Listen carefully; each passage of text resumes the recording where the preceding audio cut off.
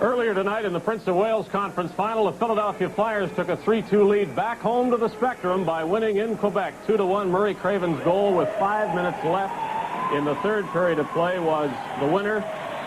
And Quebec had a 1-0 lead on J.F. Sauvé's power play goal. Joe Patterson scored on the power play to tie it for the Flyers, and then the winner by Craven. And there was a whole lot of controversy, Chris, about an alleged goal, at least on Quebec's part, by Michel Goulet with 2 minutes and 10 seconds remaining. Referee Terry Fraser ruled that he kicked or deliberately directed the puck into the net with his skate. No question that will be the hot topic of conversation tomorrow, and I think it's fair to say our initial view of the goal was that it should have stood as Goulet was in the act of shooting, and it seemed to go in off his skate. And then you get into the judgment call, which it was, and Terry Fraser made the call immediately. Well, it's an awful tough call to make, and it is one that is strictly in the referee's judgment. Now, the fact that Michel Goulet was winding up to try to get a stick on the puck doesn't necessarily mean he wasn't deliberately trying to put the puck in with his skate. However, you could look at it the other way, too, and that's what the Nordiques will claim. We can get back to what's going to happen in that series when it does return to Philadelphia. I think the Flyers are going to be poised to try to end it in 6, certainly. They looked a little tired in this game, but now we want to give you a look at the goal that didn't count. Now, the skate makes a very definite turn. The swipe is made with the stick, and Goulet certainly thinks he has scored a goal. Lindbergh points immediately to the skate and wants to get the attention of Terry Fraser. I think I'd have allowed the goal. Tough call to make with just over 2 minutes to go, and the Nordiques certainly wish Terry Fraser had. Philadelphia did play very well in the third period after being outplayed, and now they can finish it on Thursday night. They're fooling back tonight, but not Kerr, and of course not Brad McCrimmon. Let's go to Don with them.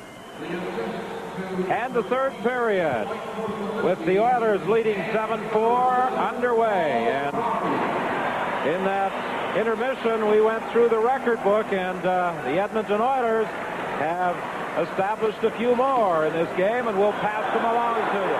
Here's Kozar putting in a shot, and the save by Bannerman. Paul Coffey was credited with an assist on that final goal. Lumley has it a shot, and Bannerman makes the save. So Coffey, 5 assists in the game. That equals the record he set on April 20th against Winnipeg with a 5-point performance. Paul Coffey is bumped in against the boards by Savard, and Coffey is slow in getting to his feet. He is obviously hurting as he heads off to that Edmonton bench. Now in the center ice area, picked up by Lysiak. He tried to drop it to the C-card. Here's the chance for Anderson. He fired it wide. Anderson bumps into the corner with Yaremchuk. I think this is his first shift to the hockey game. Yes, it is, Don. And again, it was a bad line change by the Blackhawks that allowed Anderson to sail in home free.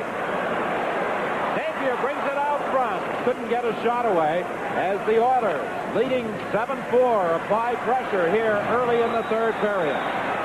O'Callaghan has lost his stick, trying to freeze it against the board. Messier is there, trying to get it away from him.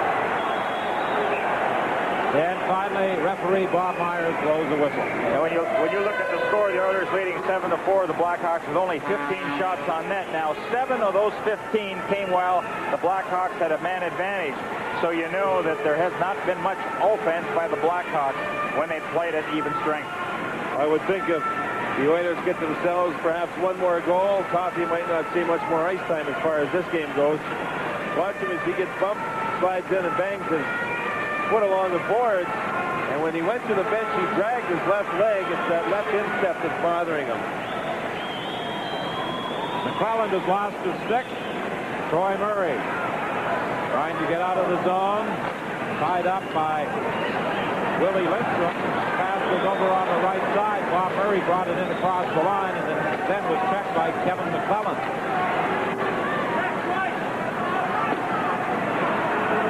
Troy Murray with 18:02 remaining in this third period, circling, dumping it in, and it's fired back down the ice. You can see the way the Edmonton Oilers forwards are working so hard. That takes a lot of pressure off the defensemen of the Oilers.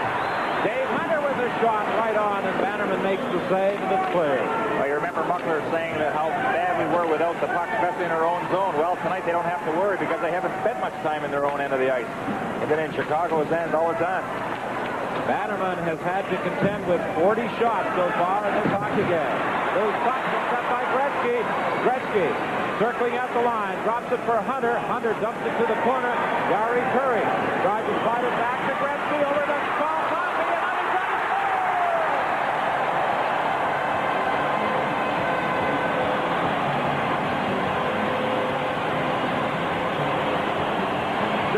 The Coffey sets the record. They go lucky. Curry drops the puck here. Flying. Look at that. They still end up with it, though. And watch Coffey follow his own shot up. Nobody around him. The Blackhawks are very guilty of basically standing around, and the Oilers are just showing a lot more zip, a lot more control, and taking advantage of everything they can get a hold of. Well, the Oilers were talking about that this morning, John, saying, look, we've been here before. We've gone through this, some adversity. We're going to be ready for them. Ever. And for Paul Coffey, his 9th goal. And that equals the National Hockey League record. He has a record for points by a defenseman in one game. He now has 6. What a performance by Paul Coffey. We wondered if he would even be able to start the game after being injured in the warm-up. 8-4 the score. Secord takes the shot off the side of the net. Here's the chance for Murray to save by Grant Fuhr. In front of the net, they bang away at it, and Martin went around and took a shot. But Fuhr knocked that one down, and now Bob Murray is hurt, and now Secord and Coffey are in the scrap. Well, Bob Murray fell right over top of the goaltender Fuhr, and he just stayed down immediately. You can see him trying to get over. Actually, Yuri Curry's holding him up. He has something wrong with his, I believe, his left leg. Secord went after Coffey. Coffey tied the record for goals. It was held by Bobby Orr and Brad Park. Now watch the play in front of the net as Fuhr made a couple of big saves on Murray. There's one save, another scrambling type save. Now Murray comes from behind the net, watch him go right over top of everybody, and he hurt himself right in that scramble. So we have penalties coming up with 16:37 remaining in the third. Paul Coffey set the record, and now he'll spend the next couple minutes in the penalty box along with Secord. They both get 2-minute roughing penalties. We were wondering what happened to Bob Murray. Watch him bang his ankle on the goalpost as he jumps over top. Watch this right there. His right ankle, he swung around and caught it directly on the goalpost, and you can see the pain there. Here's how the penalties happen. Secord and Coffey, perhaps Secord showing a little bit of bitterment towards the game itself when you have an 8-4 hockey game, not happy with the turn of events. Well, the 8 goals give the Oilers 34 so far in this series. That breaks the record of 33 for a 6-game series, which this will go. Here's Kevin Lowe with a shot. Anderson trying to get to the rebound, and it is cleared back of the net. Now Ludwig trying to get out of there. Anderson tying him up. Messier also comes in there. Puck is loose in the corner. Messier is dumped by Troy Murray, and it's brought out by Steve Ludwig. Ludwig crossed the line, and the play is whistled down on the offside. Do you think that perhaps Fulford might consider taking Bannerman out of the game if it doesn't look out, or I don't imagine that the Blackhawks will be able to come back from a 4-goal deficit, perhaps put Gordetsky in there? Well, they may make a change. Bannerman's had 43 shots. Troy Murray and Messier, two stronger people. That time Messier took the worst of it. He's getting back to Gordetsky as Tom look up. I'm not sure if he's looking at the scoreboard. He sees there's almost 16 minutes left. Maybe he's looking up at the heavens saying, I don't want to go in there the way the Oilers are flying in this hockey game. Gretzky gets it to Curry. Curry put himself offside. 15:47 is the time left in the period. 1:10 in the minor penalties to Secord and Kopp. 12 goals already scored in this game. These teams have equaled another record. The most goals by both teams in a 6-game series, 56. That will probably be broken tonight, if not certainly on Thursday in Chicago when the series continues. Here's a chance for Bergevin. He has only had one other shift, I believe, in the hockey game. He has been used sparingly by the Hawks tonight because of the return of Keith Brown and Doug Wilson. Gary Curry with a hat trick already, looking for number 4. Anderson has got it for Larson. Well, again, the Oilers just seem to control the puck. They're getting shots at will for it. Murray Bannerman. That's shot number 44. Bannerman looks behind him. He's not sure where it is.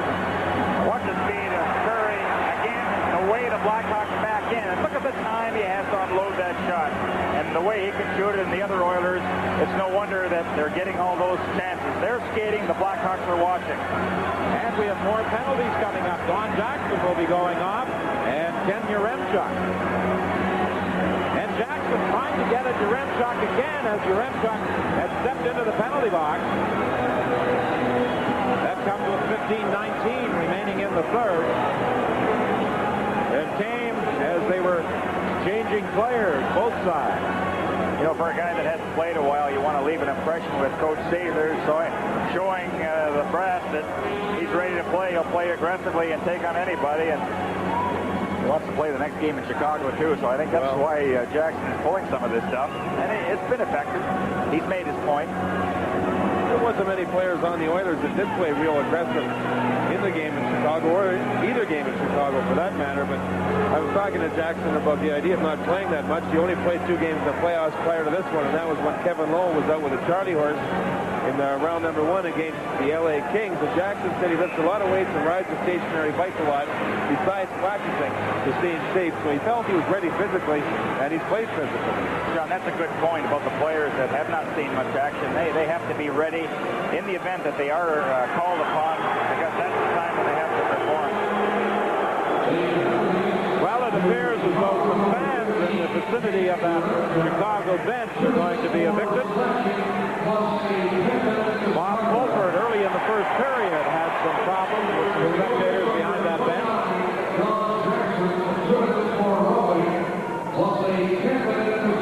Well, his conduct penalties have been assessed against Yaremchuk and Jackson, in addition to a roughing call against Jackson and a slashing penalty against Yaremchuk. Bob Myers has had a busy night here at the Northland Coliseum in Game 5 of this series. 8-4, the Oilers lead the Blackhawks. The Oilers have totally dominated, 44-17 in shots on goal. They lead. The 4 goals by the Blackhawks, all on the power play. I don't have any idea who's going to be the referee in Game 6 in Chicago, but whoever it is, if you're listening, good luck, because it's going to be a battle. Let's take a look at a few more records. Gary Curry, 3 hat-tricks. He has one tonight. That ties a playoff record set by Mark Messier and Mike Bossy back in 1983. Paul Coffey now has 24 points, and the record for most points by a defenseman in a playoff year is 25 by Dennis Potvin. So Paul Coffey has a chance to tie that mark in tonight's game. He has 6. If he gets a 7th point, that equals Wayne Gretzky's playoff record. Unbelievable performance by Coffey. We really were wondering at the start of the game if he would even play when he limped off to the dressing room. It is just an amazing performance. He was helped off. He was actually limping. He could hardly put any weight on his foot. The trainer helped him off. Speaking of Paul Coffey, you look at Ledzik. Both real good friends. They got into a scrap against each other in Game 4. In fact, Paul Coffey was at Letzik's wedding this summer. Maybe he didn't like the food being served. Hockey's a heated game. Low with a blast. That sails by. Vogelin drops it into the corner. O'Callaghan bodied there by Messier. It was a similar check by Messier against Keith Brown in Game 1 that put the Chicago defenseman out. You know, if you think about Mark Messier over the last couple of seasons, how physical he can be dominating when he plays a physical brand, but in days past, he used to play a lot of times with his elbows up, with his stick up, ended up in the penalty box more so than not. Now look at this body check. The stick comes up a little bit, but the arms were down, the elbows were down. Not a dirty check at all. Good physical body check and a clean one. And the one thing about Mark Messier, when he hits you, he hurts you. You know, he puts a lot of power behind that check. Well, Mark Messier was the winner of the Conn Smythe Trophy as the outstanding playoff performer last year. I would think that right now Paul Coffey's got a pretty good shot at it. He certainly has to be among the contenders, and Paul Coffey has to be among the contenders for our Molson Free Star Award tonight as well. As Vogelin touches it, icing against the Chicago Blackhawks. Well, it hasn't been a bad night for Wayne Gretzky and his line. You know, going into this third period, the line had 6 goals and 16 shots.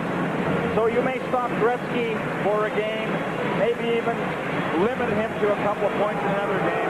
But the explosion is bound to happen, so the line has shown their true worth tonight. Hey, some attack for the Chicago Blackhawks with his skating skills, and he has been the last goal scorer for the Blackhawks. The Oilers have scored the last 4 in a row. Last 5 in a row. Now Savard controls it, passes it off to Wilson. He took a shot. It was blocked by Kevin Lowe. Penalty coming up. A delayed call against the Edmonton Oilers. Secord coming out of the penalty box, tried to pick it up. He was tied up. And the play is whistled down. He's been touched by Edmonton. Tonight's game is coming to you from Edmonton. Now Lee Fogelin draws a holding penalty, and he did a pretty good tackle job, as we would be accustomed to seeing in the football league. Look at that good takedown. Look at a tryout with the Eskimos. 14:26 is the time left in the third. 1:07 in the minor penalties to Yaremchuk and Don Jackson, but they also drew misconduct, so they won't be returning to the ice until the late stages of this period, if at all. Chicago had one other 4-on-3 situation in this game, and that was in the first period, and Chicago scored on that power play opportunity. Doug Wilson now to Lysiak. Lysiak to Wilson at the side of the net. In front now to Lysiak. He couldn't get his shot away. As Troy Murray tried to step Lysiak, breaking for the net. Lysiak again. Taken out of the play by Kevin Lowe. Messier unable to clear it. Gets another opportunity. Circles in his own zone and then dumps it down the ice. You know, one thing, you talked about home ice advantage. The actual ice surface here in the Northlands Coliseum is rated by many as the best in the National Hockey League, and that really helps Edmonton's game. Chicago's ice surface is terrible because it gets so slushy. Shot by Wilson right on, and pure Holton. John, when it gets slushy, a team that likes to use a lot of skating and quick pass work have trouble in a slushy arena. You remember how many shots they took that went high, actually for both teams, high over top of the shoulders of the goaltenders. Grant Fuhr mentioned it, but here in Edmonton, the ice surface is rated by most people, most coaches, general managers in the league, as the best in the league. Now let's just talk about home ice advantage. You know, people say that it doesn't matter. I really believe it does, and I think the welcome home that the Oilers got here tonight made a big difference to them, and I think it really got them going. That's the noisiest I've ever heard it here. It does to both teams here, but I don't think it does to the Quebec Nordique. They had a lot of trouble winning at home. Well, this has strictly been a home ice series so far, with the Oilers winning games 1 and 2 here, 11-2 and 7-3. They lead at 8-4. Chicago with a power play. Wilson for Troy Murray. He dumped it to the corner for Secord to Savard. Savard unable to get out with it. Now Wilson pinches in from the point for Savard. Savard is taken out of the play. It's loose back at the net. And Randy Gregg picks it up in the corner and clears it. Now there's another good example of the strength of a Mark Messier, as he took a check to make a play and dump it into his own corner, and the Oilers were able to clear it under their own end. Savard on the right side for Larmer. Larmer tried to give it back to Savard. Too far, and it's fired down the ice again by Edmonton. 36 seconds remaining in the penalty to Fogelin. Hunter races in, gets bumped into the corner. The puck comes loose. Picked up by Curry. A delayed penalty call against Chicago. Curry had it poked away by Larmer, and that produces a whistle. And the Chicago Blackhawks will get a penalty.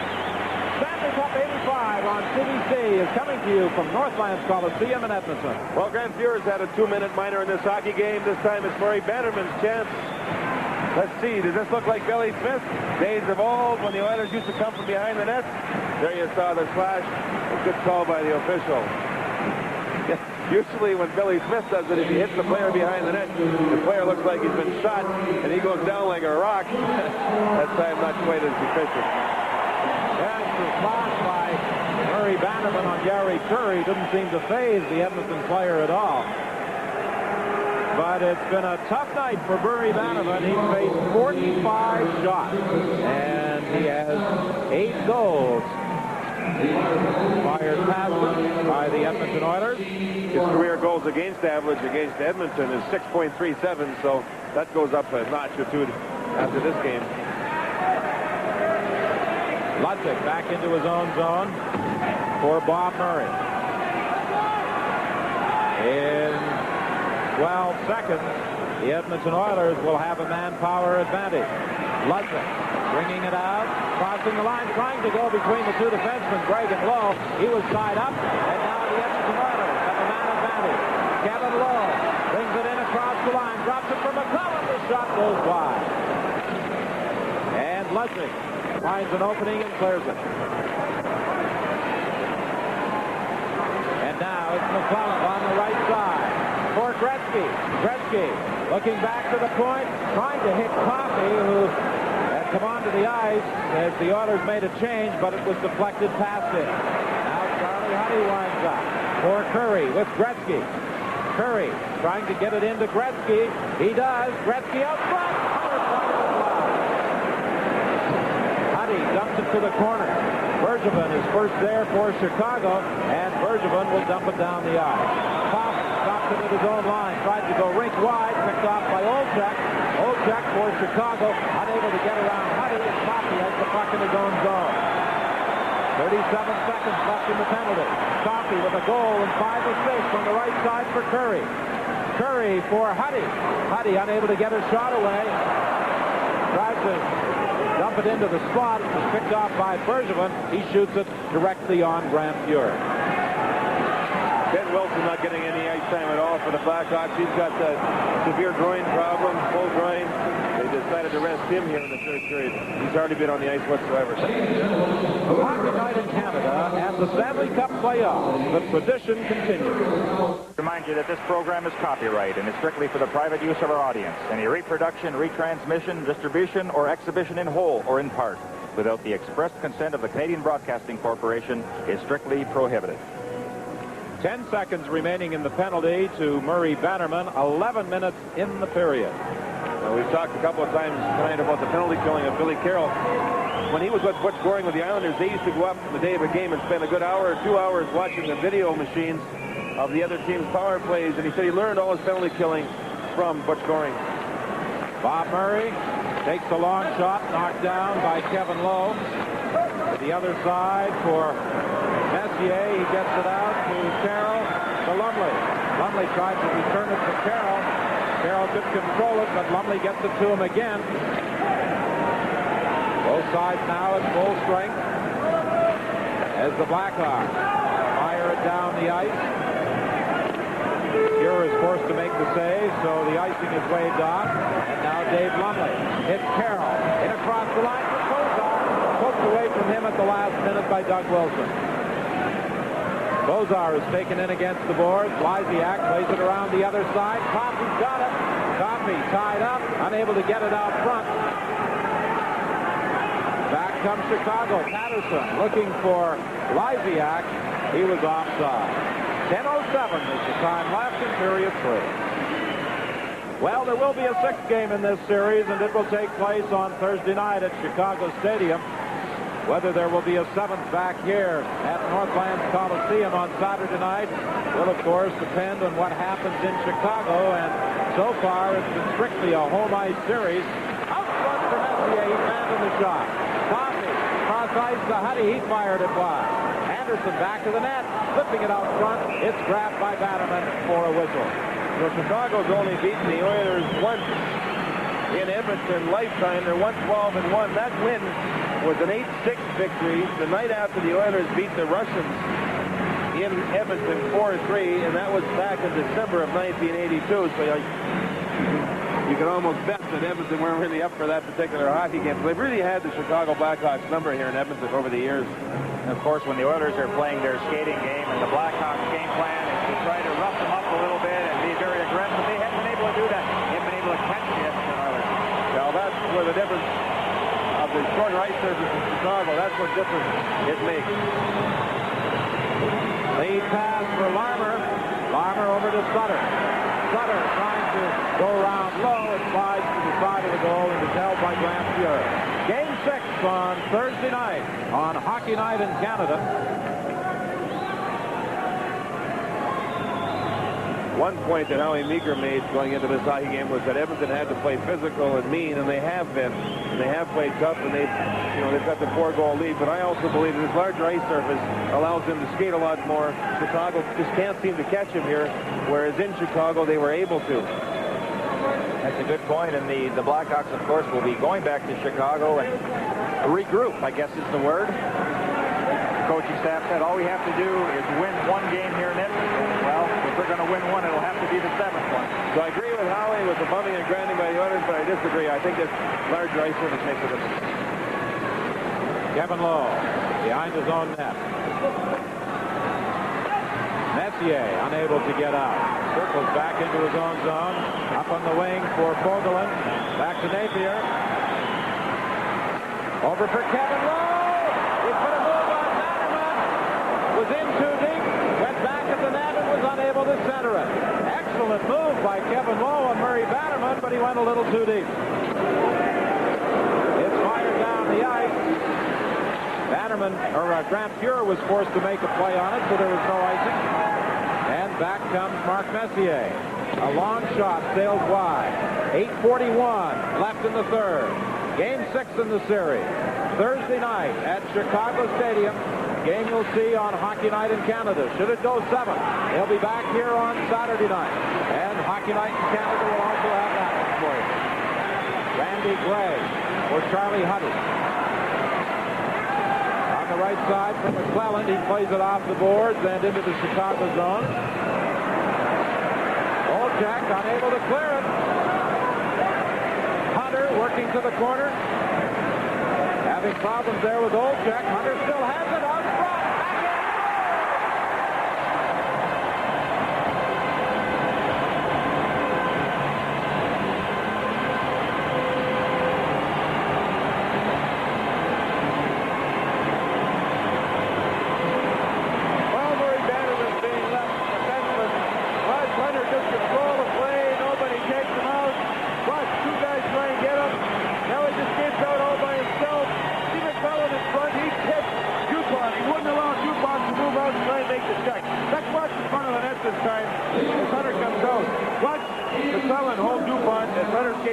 front. John, and after the puck went in the net, DuPont, he had dropped his stick and glove.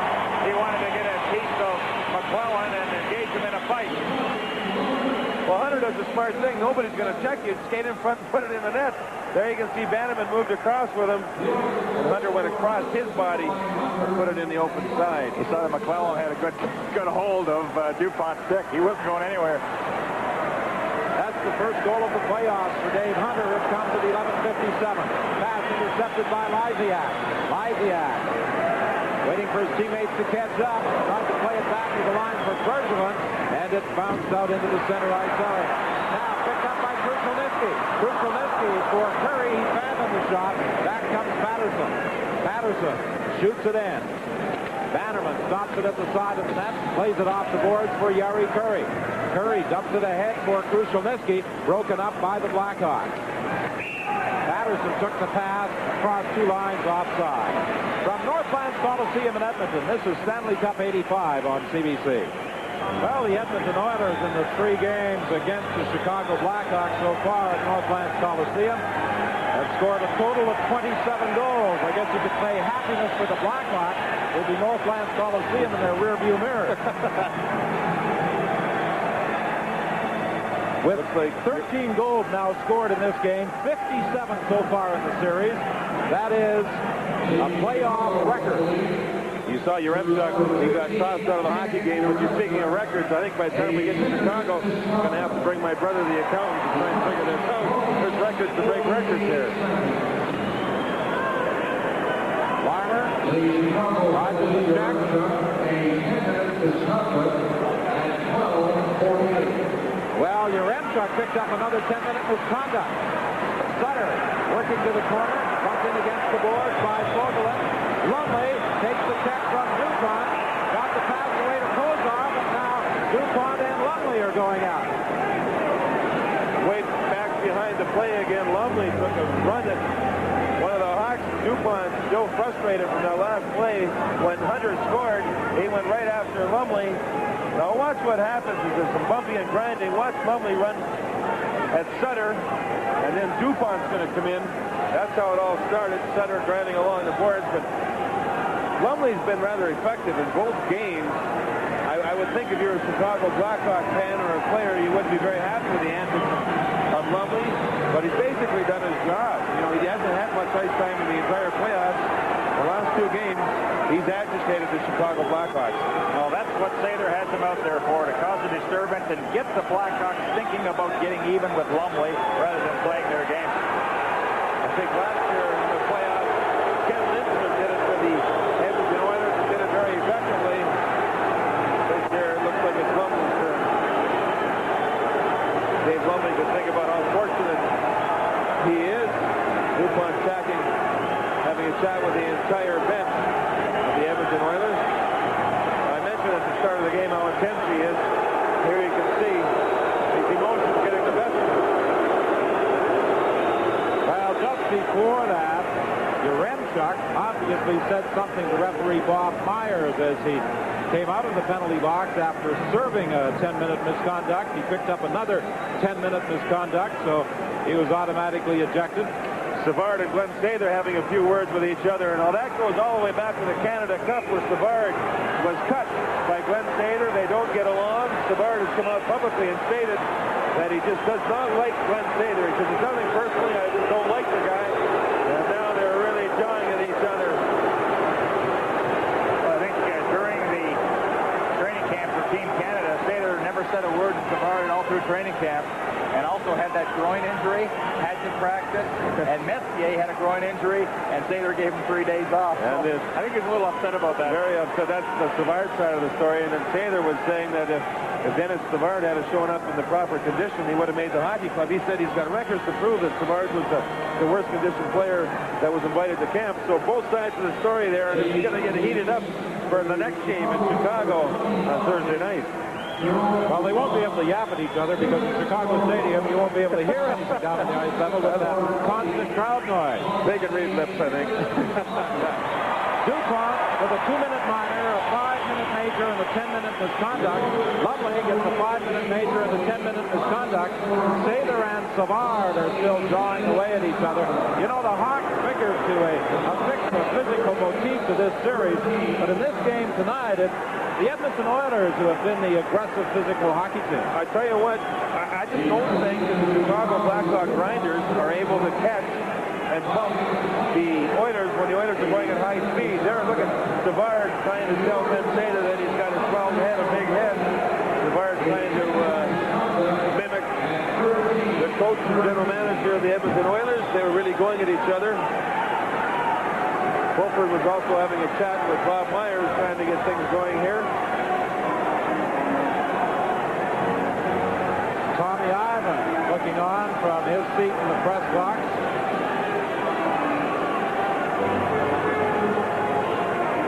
And I'm sure already looking ahead to Game 6 Thursday night at Chicago Stadium. You know, one thing about a game like this, Fulford will take most of the blame. He'll shoulder the blame for the club not winning. Savard's still going at it with Sather. You know, Fulford's a good, smart person in that sense. He won't let his players take the blame. He'll shoulder it himself and try and prepare him for the next outing in the playoffs. Just 1 day to travel and then back at it. One thing that Fulford said when he took over was, now guys, this is back in February. Today we start to work, and his hockey club has really put on a pretty good showing throughout the playoffs. Not so much in Edmonton, but they're here, they're in the semis. Well, Sather's trying to get the game underway again. And finally, Fraser goes over to the penalty box and serves a minor penalty assessed against Jerome DuPont, who has been given a major and a 10-minute misconduct. So he's finished for the night with 6:47 remaining in the third. Fulford still shouting and yelling at referee Bob Myers. John, just taking that a step further, Fulford will be very positive in his approach to game number 6 in Chicago. Out of this game tonight, he'll have some positive aspects that he can use for the return game in Chicago. Well, I know one thing, he doesn't want to send his players on the ice there. He finally sent them on the ice to get this thing going again. His team's short-handed with DuPont in the penalty box. Buckler and Sather, the coaching staff, along with Teddy Green, trying to get their club going, trying to mask their emotions. Well, both teams are going to charter out back to Chicago immediately after the game tonight, except for their planes, of course. But the way this game is going, it's going to be early tomorrow morning, about 6, I would suggest, before they get back to Chicago. I hope they're on separate airplanes. Gretzky in across the line, offside. 1:44 remaining in the minor penalty. Paul Coffey is out there. He has 6 points tonight. He could wind up with a Stanley Cup record equaling 7 points. Gretzky got that in the 4th game against Winnipeg.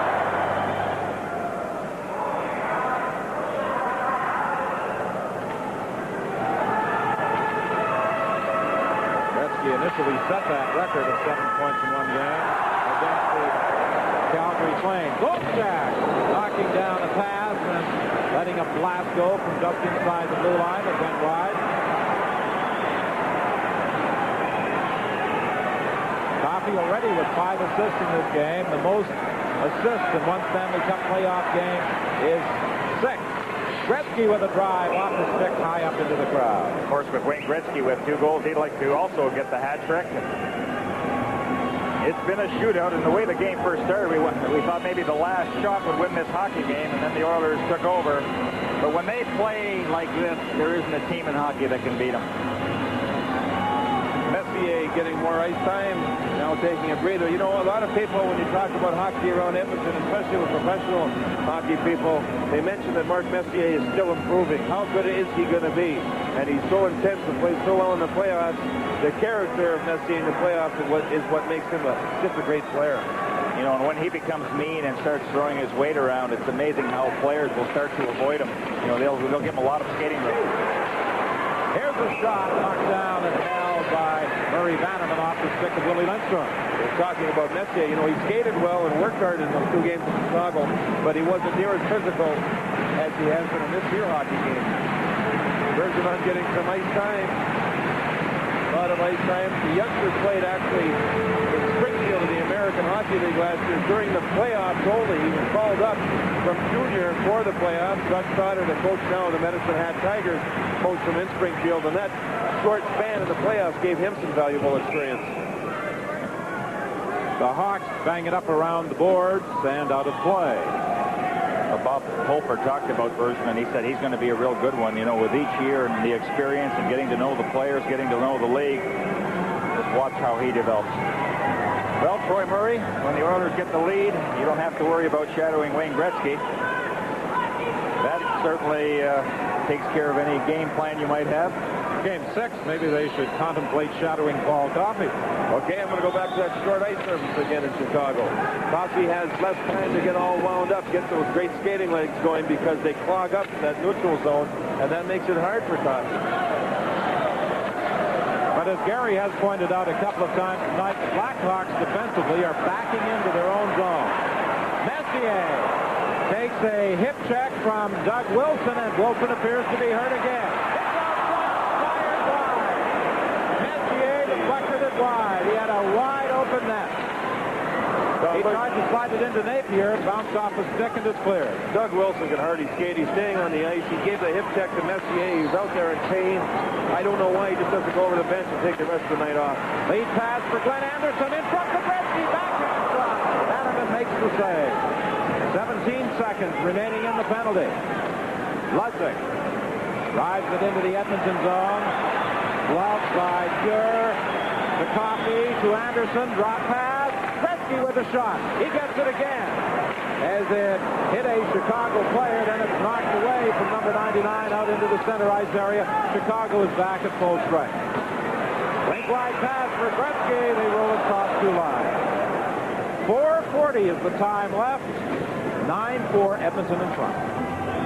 Oh, you have to admire a player like Ottawa native Doug Wilson performing with that injured groin and throwing a hip check as he did on that attempt by Mark Messier. But you wonder if it's all worth it because he was limping as he went off to the box. And will he be ready for Game 6? Back to the line for Vogel, a shot.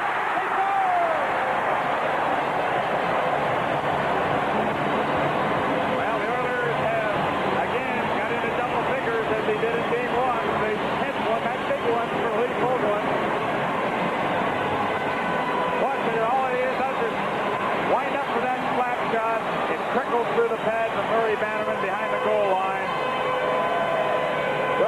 defenseman that's played more playoff games than anybody else on his hockey club at all the time in the world. Try and blasted by Bannerman. Vogelin's second goal of the playoffs.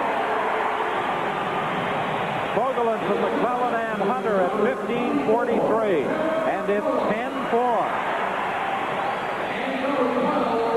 Secord is done by Vogelin as the puck slides back into the Edmonton zone. Kevin Lowe on the left side for Hunter. Hunter gets it back to McClellan. Across the line. He lost control of it. Goes to the boards. He's bumped there by Secord. Doug Wilson also comes in there to tie it up with 3:43 left in the game. Well, the Oilers have scored 36 goals. The Chicago Blackhawks have scored 22. And the Oilers are only up by 1 game. 36 goals in 5 games. You're only up by 1. Look at Doug Wilson hasn't missed a chip. It's hard for me to believe that he's still on the ice. I don't know if he just is trying to give it his best shot, or I just can't see him being ready for the game Thursday. I just can't believe that he's out there still trying to play. It takes a big heart to do it, but I just don't think it's smart. Of course, Bob Colford has his team scheduled to have ice time in Chicago tomorrow afternoon, as do the Oilers. And we wonder if the teams will practice, maybe a light skate. Perhaps some of the guys that don't see much ice time during the game will go for a little workout. But if you're not in shape at this time of the year, you'll never be in shape. Well, the other injured Chicago defenseman, Keith Brown, who suffered a hip pointer in Game 1. He's dressed tonight for the first time since, but he has seen limited duty back in the blue line tonight. So of their 6 starting defensemen, 3 of them are playing with severe injuries, and that's certainly a major problem. And Bob Murray has also been hurt tonight. He took a whack in that ankle, and he suffered a cut on his forehead in Game 4. So he's less than 100% as well. John, I think those are the obvious injuries. Both teams, they try to hide injuries of players and teams when they get into the playoffs. I'm sure there's a lot of battered and bruised bodies on both hockey clubs. They'll try to give it their best shot in the playoffs. And feelings running very high. We could have quite a wild night at Chicago Stadium in Game 6 of this series on Thursday, and we'll have it for you on Hockey Night in Canada. We advise you to check your local listings for the telecast time in your area. And you know the Chicago Blackhawks are going to go back to their grinding game and try to again out-muscle Edmonton. That certainly hasn't materialized here at Northland. 3:26 left in the game. Troy Murray against Billy Carroll. Puck comes back to the line. Bob Murray takes the shot. It's gloved and held by Stewart.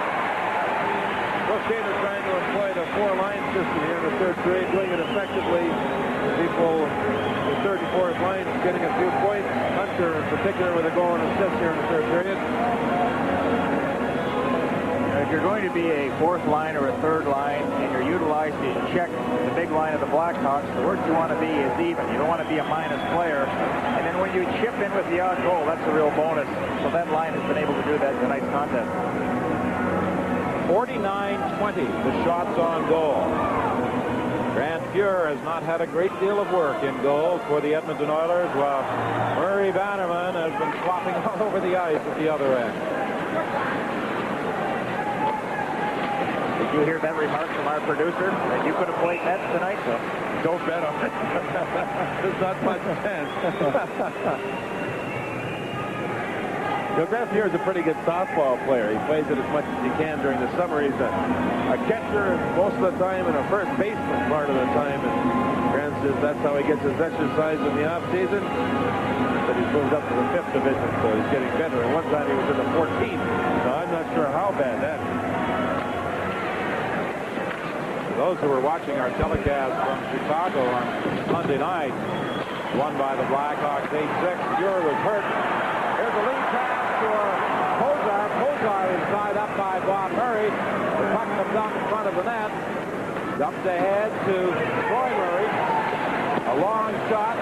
Fuhr makes the save into the slot. As the puck rolls, the Blackhawks are unable to get a shot away. Pozar comes back, crossing with Napier. Napier takes the shot. Gloved by Bannerman, and he holds. I think for Glenn Taylor to get his squad performed very well in the game coming up in Chicago on Thursday night is simply to have a good first period. The two games, games 3 and 4 in Chicago, the team was absolutely horrendous in both first periods, and that basically cost them both games. I think if the Oilers come out and play well, we'll have a good shot at winning there. Of course, Chicago's not going to agree with that. And they're also, and we can't mention it enough, they're going to have their own home fans behind them. And that sometimes gets that adrenaline flowing, and that makes players forget about injuries. Also, the players realize they don't want to get into a 7-game situation, because in a 7th game, it's like spinning the wheel. Anything can happen. Can you visualize just how wild that crowd would be in Chicago if the Blackhawks had scored 10 goals in this game?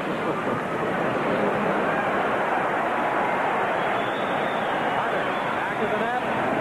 Tried to set up Vogelin, who was racing in from the point. It hopped away from him. Now Secord clears it. 2:03 is the time left. Kevin Lowe back in his own zone to Vogelin. Up to the line for McClellan. McClellan's pass on the wing, fired in by Hunter. Hanneman is forced to make the save. Savard in across the line, trying to go around break. Out front. And it's fired wide by Bob Murray. Penalty coming up against the Edmonton Oilers. I think Willie Lindstrom will be going on. And he looks to the heavens in disbelief as he heads for the penalty box. Of course, Bob Pulford, he knows that his team will be ready to be mentally prepared. And here's Savard behind the net. Throws a good centering pass out. And then as Lindstrom grabs hold, he gets called on the penalty. Pulford knows that home ice is very important to his hockey club. They have a lot of pride, the Chicago Blackhawks. He'll have them ready to go for Game 6 in Chicago. I think in Pulford trying to be positive and say, well, we're going to win at home. We have 2 chances to win in Edmonton. We didn't win tonight. Maybe we'll win the 7th up there. The ultimate way of trying to be positive, and that's the only way to go after a blowout such as this. After that real bad blowout in Game 1 here in Edmonton, a lot of the players on the Blackhawks mentioned that they weren't yelled at or anything else. They have a chance to try and get their power play going again as Lindstrom's in the penalty box. And after that blowout in Game 1, a lot of people thought it would be a 4-game sweep for the Edmonton Oilers, but home ice was certainly a big advantage to the Blackhawks. And I'm sure it will be again in Game 6 on Thursday night. Savard, shot right on, the rebound, center scores!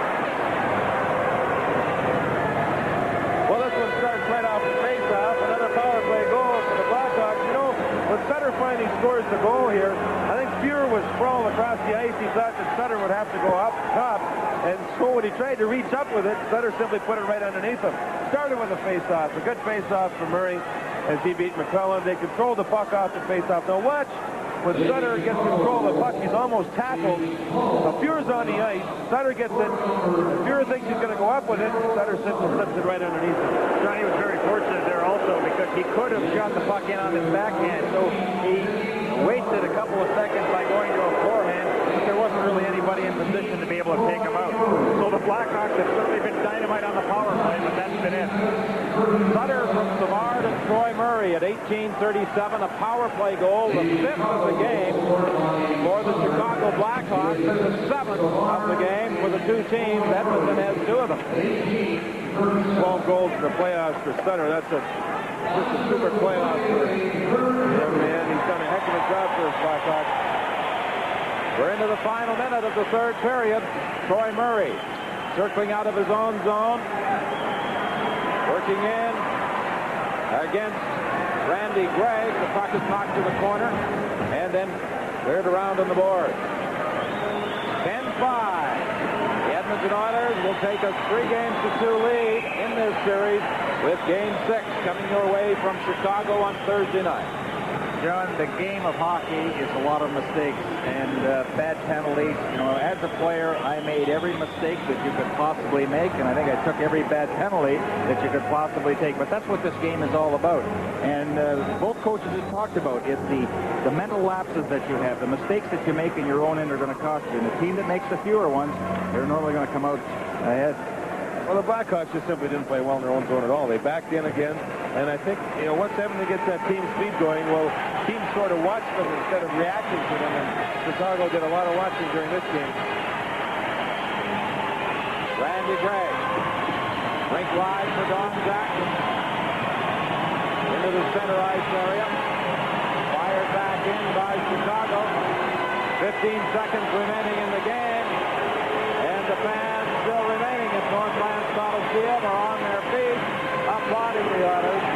They set up a tremendous roar at the start of this hockey game, but not constant like the experience at Chicago Stadium, where the roar there starts with the national anthem and does not stop until the game is over.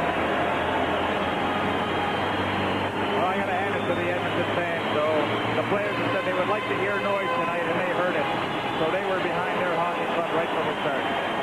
In Chicago, they don't have to ask for noise. It's a natural reaction by the Blackhawk fans. So the Edmonton Oilers have taken a 3-2 lead in games in this Campbell Conference Final. The Oilers made it look easy. They skated, they shot hard, and they scored. The Blackhawks, they were not very good, but there is a Game 6 back in Chicago, and this isn't the time to start this nonsense. Well, I'll tell you what, this is just setting up for Thursday night's game. The emotions are going to be high, and I would think that in that hockey game in Chicago, it will be another marathon affair. A lot of whistles, a lot of pushing and shoving, very high with emotion. Well, words are still being exchanged out there. Dennis Savard again skated past that Edmonton bench to say something to Glenn Sather. Paul Coffey is sitting down at the bench. He was the only player who had not gone out on the ice. 51 shots on goal for the Edmonton Oilers. Looks like a rugby scrum out there. The players still milling around and doing a little shoving. Some of the Edmonton players, Coffey and Anderson, along with Gretzky, still on the bench. This is going to result in some heavy fines for both hockey clubs. The rule set into the league this year. It was just before the playoffs started that each team was given a release from the NHL office stating big fines if you don't go to your dressing rooms immediately following the games or periods. I know Calgary Winnipeg lost a few bucks during the playoffs in their series. Well, finally, the players decide they've had enough and head off to the dressing room. The final score, Edmonton 10, Chicago 5. Our Stanley Cup playoff coverage continues in a moment. Ladies and gentlemen, here are tonight's Molson 3 stars, chosen by Jim Matheson of the Edmonton Journal. Tonight's first star from the Oilers, number 7, Paul Coffey.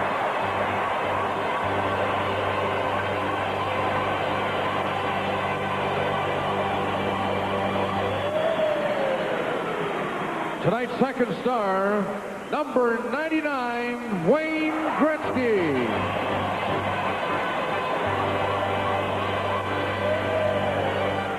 And tonight's third star, number 17, Yeri Curry.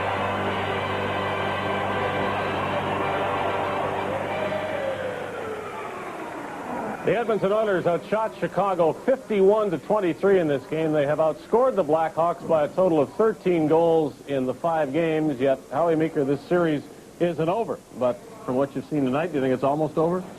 Well, I would think so.